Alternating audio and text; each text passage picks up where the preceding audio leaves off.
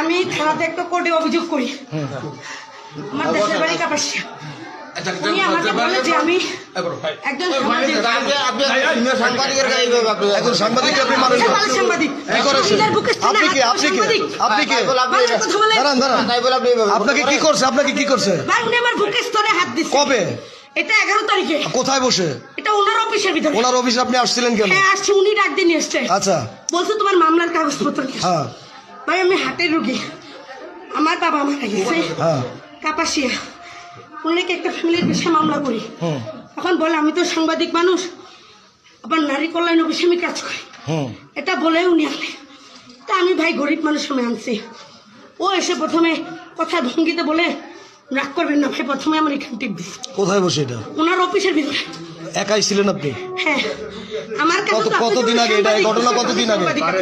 কতদিন আগে এটা? এটা রোজার ভিতরে 11 তারিখ।